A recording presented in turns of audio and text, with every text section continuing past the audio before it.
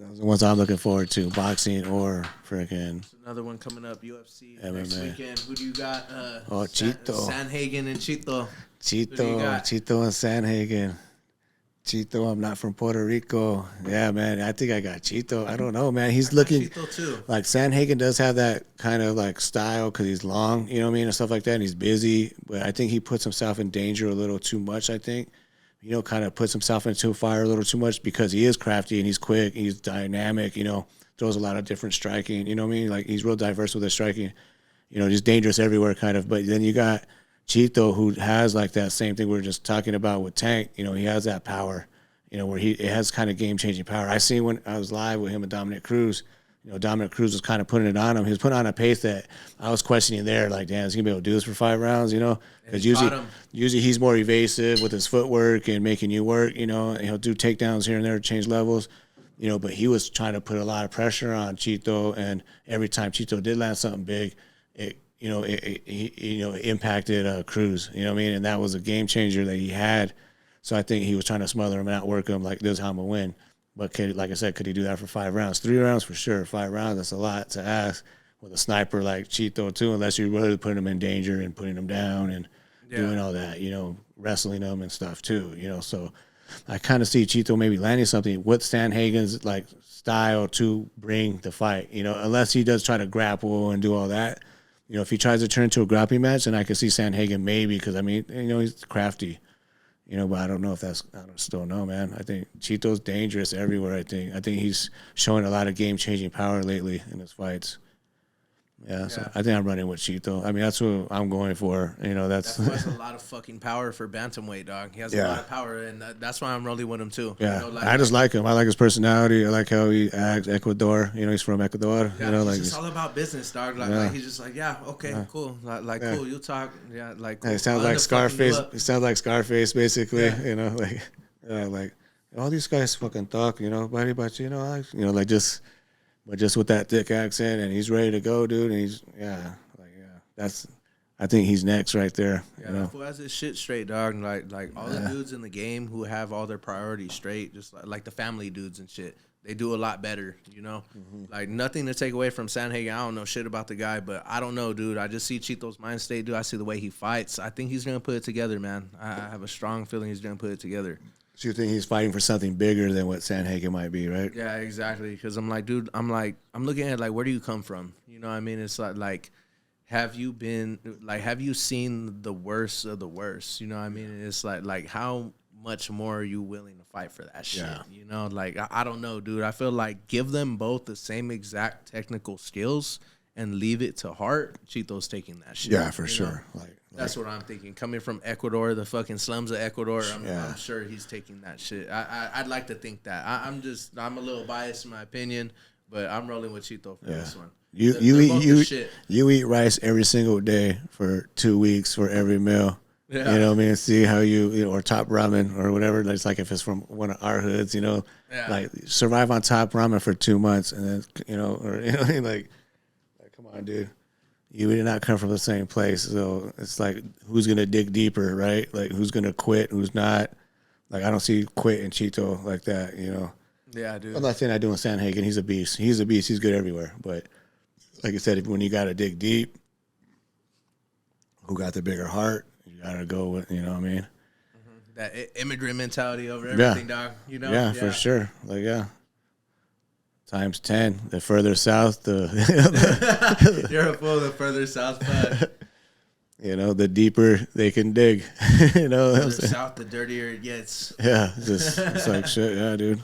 No shit, real shit right there. Yeah, that's a good man. I'm looking forward to that fight. I don't know who else is on that card, but yeah, Chito. Because then you got O'Malley in that one. That division's heating up. Bantamweight. Yeah, most definitely, dude. That one.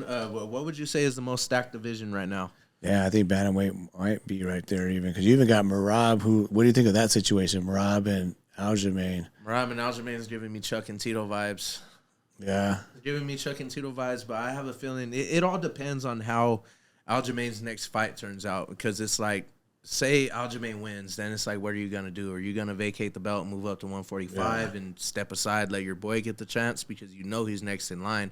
after basically outclassing fucking Jan and shooting 50 fucking takedowns was never been done before. Dude. And over 400 strikes thrown, man. That's like crazy pace. That's eye-opening, dude. It's eye-opening. That's like, I got to go with that guy? Like, yeah, you know what I mean? It's like, dude, what the fuck? Like, man, like, I don't know, dude. Like, and then... But Sean O'Malley's in the mix, though, so I think if the winner of Cejudo, Aljo is probably going to get O'Malley, actually. That's the thing.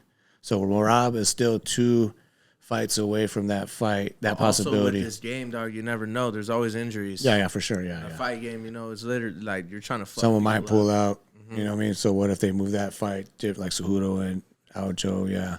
I feel like if Aljo loses to Cejudo, I think he'll move up. I think he'll just vacate it and go to 45, I think. Because then it's like, why not? You know, he's not going to get an immediate rematch.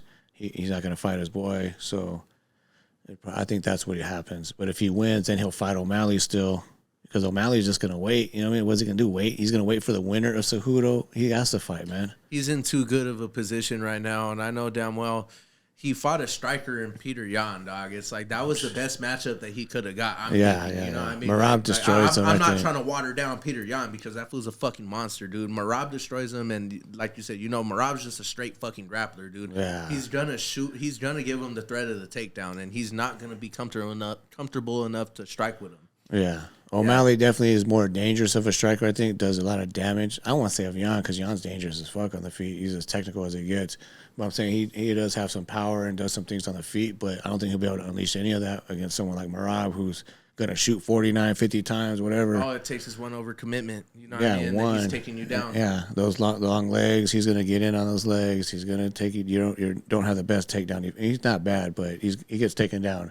You know, he's going to get taken down, and it's just going to be rinse, and he relies off the jits and shit, the jujitsu, you know? Yeah, that's not going to work against someone like a Merab who's seasoned in all that aspects, wrestling and jiu-jitsu, and knows how to stay out of what dangers and trains with Aljo, already has that, you know, mentality. Trains with, like, the Ray Longo, all those guys, Matt Serra. Yeah. So that's all grappling over there. The only thing that's irritating with this fucking company, though, dog, is like the hardcore fight fans know. It's like the dudes that deserve the title shots, they'll get overlapped by the dudes who have more hype behind them. I know. Like more hype, more following and shit. Because I guarantee you, dude, like Merab, he should be a backup fight. He should be the backup fighter for Aljo, whatever. Cejudo. But Aljo Cejudo. Yeah, you know.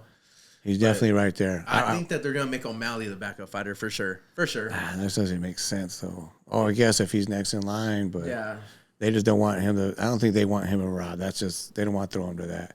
Yeah. Like, I want to see actually Merab and Cejudo. I think that's an intriguing matchup because 49. Grappling aspect. Grappling, like, is he going to be able to take Cejudo down? He was not able to take it down Aldo. 16 failed attempts, 16, you know, he's 0 for 16 against Aldo. That's Aldo, who's got great takedown defense, legendary. But you got Cejudo, who's actually an Olympic caliber wrestler, gold medalist. Is he gonna be able to take him down at all? You know, or you know what I mean? But Cejudo hasn't really showed a lot of wrestling. All the, you know, he has here and there in spurts. I want to see Cejudo back in action, dog, because it's been how long since he's been in here? Like you know, 2 years at least going on. I know he's probably not coming straight off the couch and shit for 2 years. No. He's training with John Jones. He's training with Mighty Mouse actually. Yeah, of course. Yeah. But I'm just saying, like just not having fights and shit.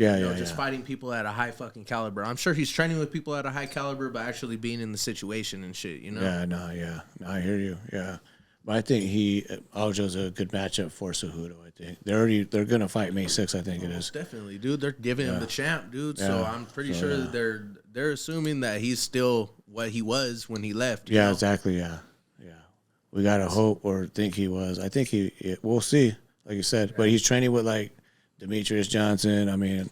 Yeah, that'll be tight to see in 1 year. You know what I mean? 2 fucking former champs, 2 fools who left the fucking sport on the top of their game. They come back, and then they're still just like they were. And then you got to put... like I never left. If Cejudo comes back and wins again, it's like, holy shit, now he's a champ again. That's got to give him up in the rankings. He's lost a couple, but against fucking Demetrius Johnson and that other one, but Benavidez, which I thought he actually won that one, but whatever. I thought he got robbed on that one, but